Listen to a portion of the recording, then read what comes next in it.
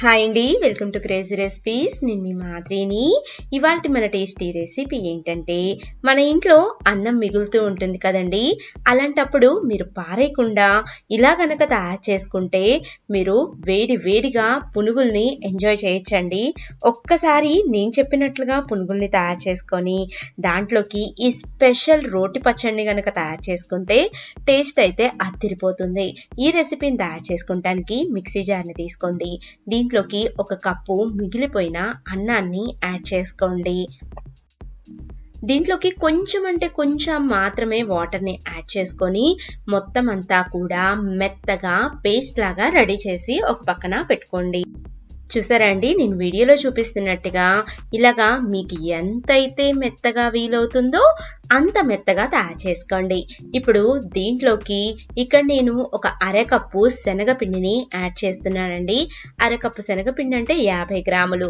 దీంట్లోకి సన్నగా తరిగిన ఒక చిన్న అల్లం ముక్కని, సన్నగా తరిగిన ఒక 2 పచ్చిమిరపకాయలని, సన్నగా తరిగిన ఒక ఉల్లిపాయని వేసుకోవాలి. ఇలాగా అన్నీ వేసుకున్నాక ఇదంతా కూడా ఒకసారి బాగా కలిసేలాగా కలుపుకోండి. అలాగే దీని మొత్తానికి సరిపడా అర స్పూను కారాన్ని కూడా వేసుకుందాము.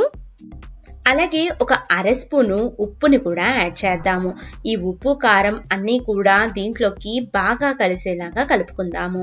ఇది కలిపేటప్పుడు మీకు నీళ్ళు అనేవి అవసరం ఉండదండి, ఎందుకంటే మనకి దీంట్లోనే నీళ్ళ తేమ ఉంటుంది కదా, అదే సరిపోతుంది.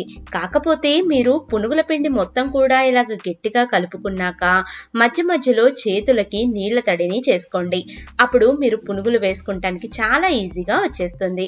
ఇలాగా చిన్న చిన్నపాటి పునుగుల్ని వేసుకోండి, హ్యాపీగా తినేసేయచ్చు. ఈ పునుగులు వేసుకుంటానికి కూడా మనం స్టవ్ మీద వెడల్పాటి మందపాటి బాండిని పెట్టుకోవాలి. నూనెంతా కూడా వేడయ్యాక నూనెలోకి ఇలాగ చిన్న చిన్న పునుగుల్లాగా మొత్తాన్ని కూడా కొంచెం కొంచెంగా వేసుకోవటమేనండి. అంతేనండి, చాలా సింపుల్ గా ఈజీగా మనం ఈ పునుగుల్ని తయారు చేసుకోవచ్చు. పునుగులు మొత్తం వేశాక ఒకేసారి కదపమాకండి. ఇలాగా నెమ్మదిగా అన్ని వైపులకి తిప్పుకుంటూ మంచి గోల్డెన్ కలర్ అయ్యేదాకా ఫ్రై చేసుకోవాలి. చూసారా అండి, నేను వీడియోలో చూపిస్తున్నాను కదా, ఇలాగ ఈ కన్సిస్టెన్సీలోకి మంచి గోల్డెన్ కలర్ అయ్యాక దీంట్లో ఉన్న ఎక్కువ నూనె మొత్తాన్ని కూడా తీసేసి పునుగులు మొత్తాన్ని కూడా ఓ పక్కనే పెట్టుకుందాము. ఇలాగే మనం మిగిలిన అన్ని పునుగుల్ని కూడా ఒకటేసారికి రెడీ చేసుకుందాము.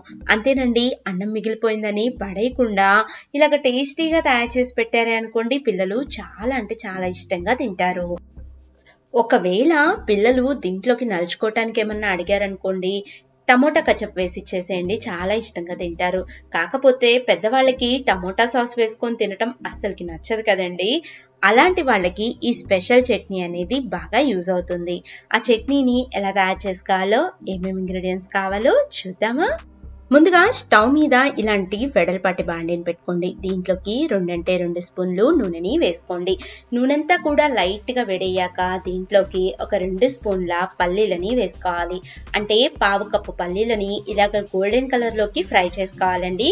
ఫ్రై అయ్యాక వెంటనే స్టవ్ ని లో ఫ్లేమ్ లో పెట్టుకొని దీంట్లోకి 4 ఉల్లిపాయలని వేసుకోండి. ఈ ఉల్లిపాయలన్నీ కూడా అన్ని వైపులకి తిప్పుకుంటూ బాగా మగ్గేలాగా చూసుకోవాలి. తర్వాత దీంట్లోకి మీరు పచ్చిమిరపకాయలతో అయినా దీన్ని ఫ్రై చేసుకోవచ్చండి, లేదా ఎండు మిరపకాయలతో అయినా ఫ్రై చేసుకోవచ్చు. దీంట్లోకి 7 నుంచి 8 ఎండుమిరపకాయల్ని, అలాగే ఒక అర స్పూను ధనియాలని వేసుకోవాలి. ఇలాగా ధనియాలు అలాగే ఎండుమిరపకాయలు వేశాక ఇదంతా కూడా ఇంకొకసారి బాగా కలిసేలాగా కలుపుకొని 2 నిమిషాల పాటు ఫ్రై చేసుకుందాము. లాస్ట్ అండ్ ఫైనల్ దీంట్లోకి పులుపు కోసం నేను చింతపండు వాడకుండా ఒక చిన్న టమోటాని, అలాగే ఈ రెసిపీ మొత్తానికి సరిపడా ఒక అర స్పూను ఉప్పుని కూడా వేసేసుకుంటున్నాను. దీని మొత్తాన్ని కూడా మనం మిక్సీ జార్లోకి వేసుకొని ఇలాగ మెత్తటి పేస్ట్ లాగా రెడీ చేసుకోవటమే. అంతే అండి, అన్ని కూడా ఇంట్లో ఉన్న వాటితోటి సింపుల్ గా టేస్టీగా స్నాక్స్ ని రెడీ చేసేసుకోవచ్చు. నా వీడియో మీకు నచ్చిందా అండి? అయితే ఒక చిన్న లైక్ చేయండి, మీ ఫ్రెండ్స్ తోటి, ఫ్యామిలీ మెంబర్స్ తోటి కూడా షేర్ చేయండి. ఇలాంటి మరిన్ని లేటెస్ట్ వీడియోస్ కోసం క్రేజీ రెసిపీస్ ని సబ్స్క్రైబ్ చేయండి. పక్కనే ఉన్న గంట సింబల్ ని కూడా యాక్టివేట్ చేయండి. Thank you, bye bye.